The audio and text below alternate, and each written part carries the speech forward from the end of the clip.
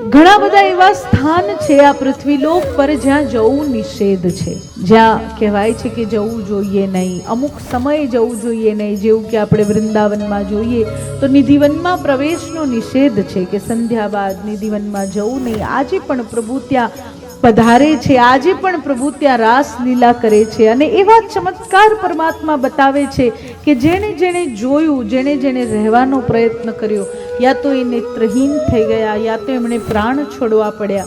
હું એવું માનું છું કે જ્યારે સંતો, ઋષિમુનિઓ, વડીલો, મહાપુરુષો કંઈક કહેતા હોય, કોઈ વાતે ના પાડતા હોય તો એને જઈને કરવાની કોઈ જરૂરિયાત, એ જીદ ખોટી છે. ત્યારે આપણે બાળક બની જઈએ છીએ આટલા મોટા હોવા છતાં પણ. આપણને કહેવામાં આવે કે આગળ કૂવો છે, જશો નહીં ને તોય આપણે જઈએ ને એમાં પડીએ તો ભૂલ કોની? એ સ્થાનને શ્રદ્ધાથી હૃદયમાં વસાવો. જ્યારે જ્યારે પણ ત્યાં દર્શન કરવા જાઓ ને કહેવાય કે બ્રજના વાંદરા બધું લઈ જાય, બહુ મોહ હોય ને આપણને એ વસ્તુ લઈ જાય. પણ એ વાનરો તો સંદેશ આપે છે કે ચામડાની આંખોને નંબર આવ્યા છે, અંતઃચક્ષુને થોડી નંબર આવ્યા છે. અંતઃચક્ષુને તો જો સંસાર રૂપી નંબર આવી ગયા હશે તો ચશ્મા પહેરો, લેન્સ લગાવો, લેઝર કરાવો તો પણ સાચા દર્શન નહીં થઈ શકે.